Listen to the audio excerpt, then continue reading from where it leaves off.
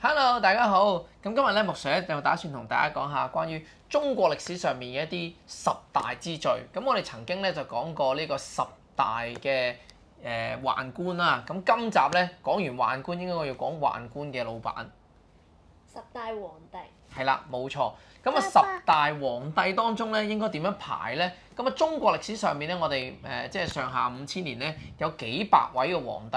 咁究竟呢幾百位當中咧，如果我哋要排頭10個啊，可能係關於咧佢哋嘅功績啦，或者關於佢哋嘅人品嚟講咧，咁究竟邊10個咧，我哋認為可以排得上係歷史上嘅十大皇帝咧？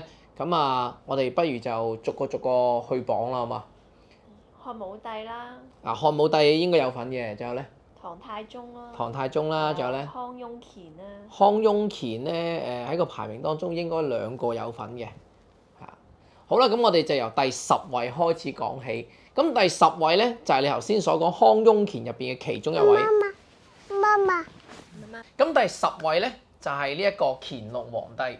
咁啊，乾隆皇帝咧喺我哋嘅印象當中咧，佢係康雍乾盛世嘅最後一端啦。但係實際上咧，除咗佢係即係話清朝由盛轉衰嘅一個轉捩點嚟講之外咧，更加重要一樣嘢咧，其實乾隆皇帝咧可以講係中國我哋今時今日疆域嘅一個奠基者。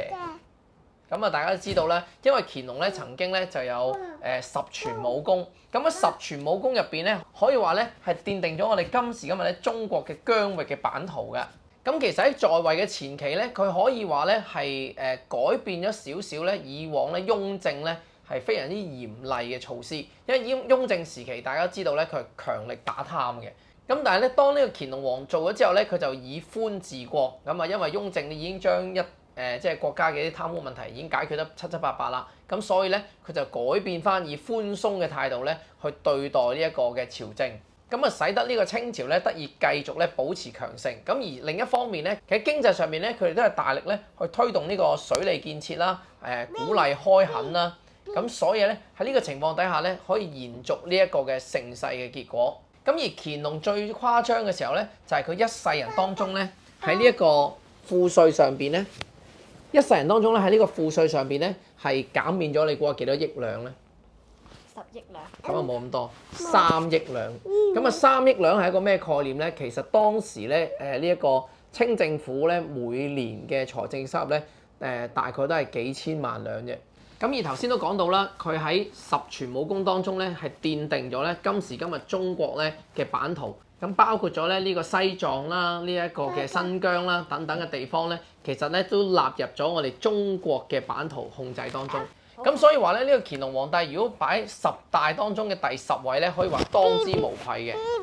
咁而排名第9嘅咧就係清聖祖，亦即係頭先我哋所講咧康雍乾當中嘅第一位康熙。可以話咧佢排得上呢個10大皇帝當中嘅第9位咧，其中個最重要原因咧，佢就係佢開創咗咧中國歷史上最長盛世嘅呢一個嘅開端。咁因為康熙咧，其實咧就係入關之後嘅第2位皇帝。咁佢嗰陣時咧，可以話對於整個清朝嘅奠基咧，做咗好多不同嘅工作，包括咗咧就係整頓吏治啦，然之後咧亦都係確立咗呢個南書房啦，確定咗皇權，減少咗咧重蹈咧以往明朝呢個宦官亂政嘅覆轍。咁並且喺經濟上面咧停止圈地啦。而且咧另一方面咧，亦都輕徭薄賦。咁啊喺佢一生當中咧，據統計咧，佢亦都係寬免咗嘅稅項咧，大概咧雖然冇佢個孫咁多，都有1.5億兩。以當時啱啱清朝建立嘅呢個盛世嚟講咧，其實佢嘅功績咧可以話居功至偉。咁所以有啲人咧就認為咧，如果喺歷史上講3個最完美嘅皇帝咧，除咗康熙之外咧，仲有另外2位咧，都係我哋一陣會數喺榜上邊嘅。包括咗咧就係漢朝嘅光武帝，以及係唐朝嘅唐太宗啦。咁而且咧，我哋之前有一集咧都講到人口嘅時候咧，其實同康熙嘅人口政策咧，亦都非常之大關係嘅。因為康熙時期咧，第一次咧實行咗盛世之丁永不加賦，咁啊有效地咧去推動呢個人口增長，咁亦都令到咧清朝嘅呢個勞動力咧得以大幅度增加。咁而文化上邊咧，佢亦都咧係編定咗呢個康熙字典啦、古今圖書集成等等嘅呢一個嘅重要嘅書籍，對於一個外族入關嚟講咧，其實佢亦都係一個非常之尊重儒家思想文化嘅皇帝。咁而武功方面咧，其實就首先上任咧，解決咗三藩之亂啦，平定咗內亂之餘咧，更加收復埋台灣喺鄭成功手上。咁而喺邊界上面咧，擊敗沙俄咧，簽訂咗呢個尼布楚條約，亦都確定咗咧喺我哋東北上面嘅呢個邊境嘅界線。咁雖然咧去到佢晚年時期咧，亦都出現咗一啲咧，即係朝廷當中貪污腐敗嘅問題啦。咁不過咧，大家都知道咧，人無完人。咁康熙咧都可以話喺呢個十大皇帝當中排得上榜咧，都應該可以講係名副其實嘅。咁至於第8名咧，我就會將明朝嘅第2位皇帝擺上榜啦。唔好搞錯啊，並唔係講緊咧係唔見咗嗰位惠帝啊。其實咧就係第2位明成祖朱棣。咁朱棣咧雖然佢咧就並唔係開國嘅皇帝啦，咁不過咧可以話係將明朝推向一個頂峰嘅皇帝。尤其喺任內做咗最出名嘅一件事咧，一定係名揚天下嘅鄭和下西洋啦。咁而且咧佢亦都喺制度上邊咧改變咗由佢阿爸留落嚟嘅呢啲藩王嘅制度啦，削藩之後咧確立咗明朝嘅穩定性。咁而且遷都北京咧，天子守國門，更加令到咧明朝咧能夠避免咧受到啲外族入侵嘅影響。其中喺明成祖時期咧，佢南征呢個越南咧，設立呢個交趾布政使司咧，呢個亦都可以講係中國歷史上咧最後一次收復越南。仲有一樣不得不提嘅咧，就係佢解決咗喺明太祖咧係廢相之後嘅問題，就係確立咗內閣制度，去解決咗咧呢個皇帝冇咗丞相之後處理政務嘅問題啦。咁亦都喺手上咧就進一步咧落實咗呢個廠衞制度，加強咗呢個特務管治。咁講到尾咧，最後亦都可以講話係埋下咗明朝覆亡嘅伏線，因為宦官亂政咧可以話始於明成祖。明成祖時期嘅鄭和下西洋咧，後來亦都因為花費巨大啦，只係一個面子工程咧而不了了之。所以後來亦都係明朝咧慢慢開始走下坡啦。咁至於排第7嘅咧，就可以講得上係元世祖。元世祖咧，大家都知道佢其實另一個主要我哋講個名咧就係忽必烈。佢可以講咧係第一個統一整個大東亞地區嘅中國嘅皇帝，唔單止咧係統一中國成為第一個咧完整地統一整個中國嘅一個少數民族啦，或者當時中國歷史上我哋講嘅外族皇帝啦。而且佢雖然作為一個蒙古族嘅人，佢亦都非常之尊重呢個儒家思想，大力重用呢個漢神啦，並且咧就鼓勵經濟開發。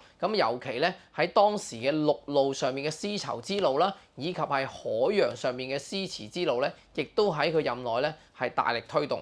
而喺制度確立當中咧，影響後世最深遠嘅咧，一定就要講到元朝嘅行省制度。呢個可以話咧係調和咗中央集權同地方權力之間嘅一個重要嘅配合，亦都因為咁咧，呢個制度咧一直沿用到我哋今時今日咧中華人民共和國。我哋嘅省級制度咧，其實都可以話源自於元朝嘅呢一套模式。而喺文化上邊咧，因為元朝嘅開放政策咧，其實亦都令到咧大部分西方或者海外嘅文化咧得以吸納當中，亦都令到咧中國嘅科技上邊咧可以話去到個頂峰。其中咧呢個郭守敬所創立嘅呢個授時曆咧，就成為中國古代最先進嘅曆法啦。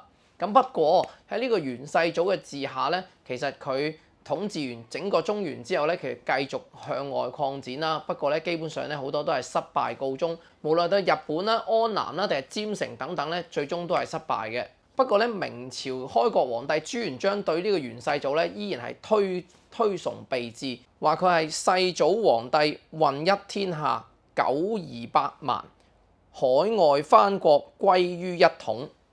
下一位咧，排第6嘅呢一位咧，我哋可以講係中國歷史上唯一一位咧非常之成功嘅女皇帝。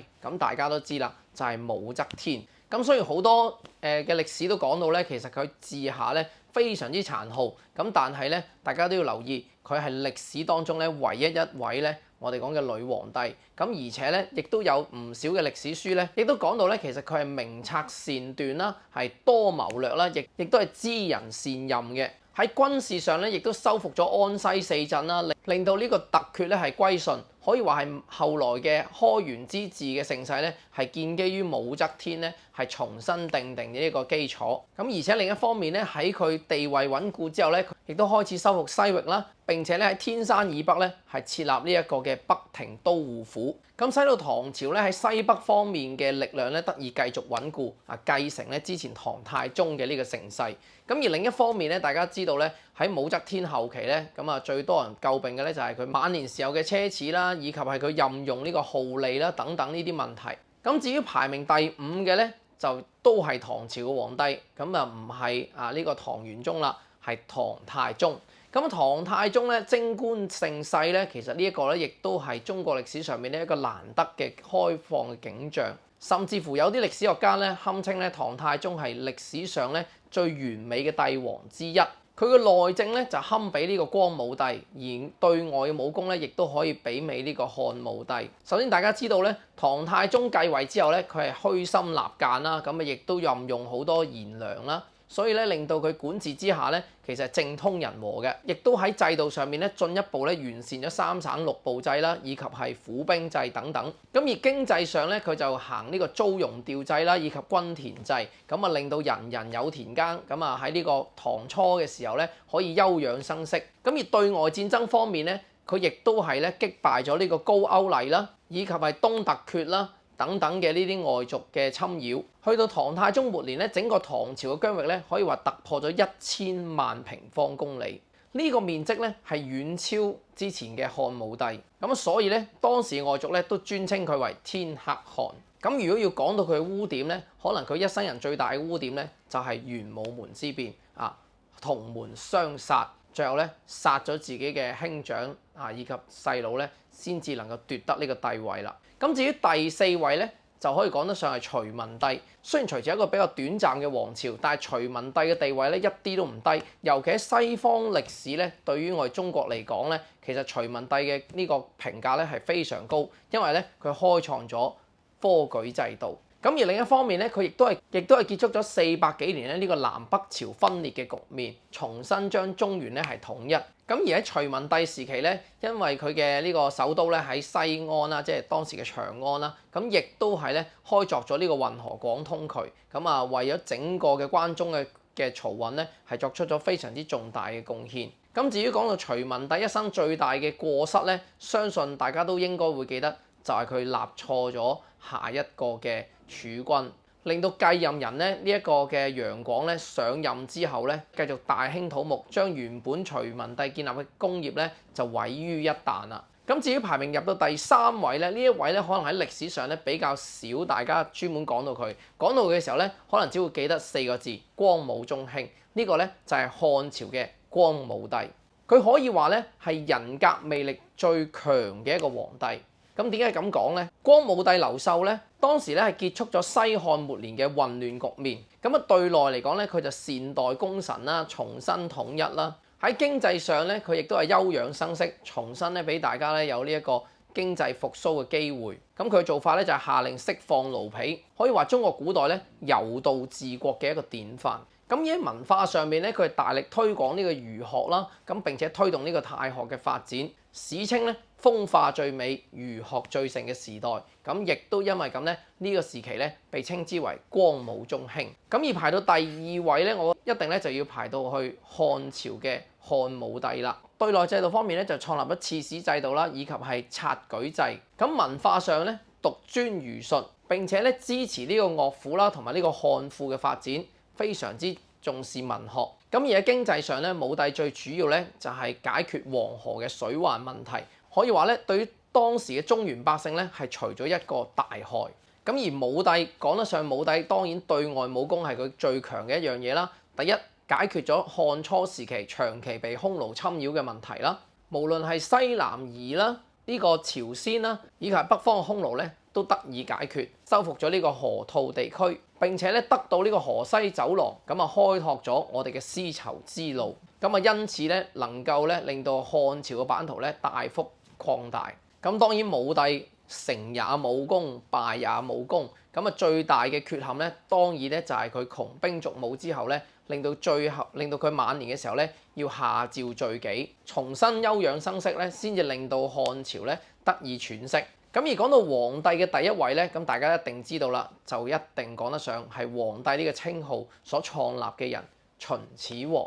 咁秦始皇咧可以話係一統天下嘅第一帝王，無論佢喺領土上面嘅統一啦，定喺制度上面所確立嘅呢個郡縣制、廢分封等等咧，都可以話係開創咗中國歷史上面中央集權嘅開始。咁而另外更重要嘅咧，就係佢統一文字啦、統一車同軌啦等等嘅嘢咧，都係令到中國咧之所以成為中國嘅一個重要因素。咁而對外征戰上邊咧，南平百越啦、北伐匈奴啦，亦都係令到呢個秦朝嘅國土咧得以擴張。咁不過秦朝最後速亡咧，都係同佢自己個人本身嘅因素有關。佢嘅過錯亦都係好明顯，係歷史上一個出名嘅暴君，例如咧焚書坑儒啦。刑罰太重啦，甚至乎咧係過度建設，包括嗰啲阿房宮啊、長城啊、馳道等等咧，係耗用大量嘅人力物力，呢個亦都係令到秦朝速亡嘅原因。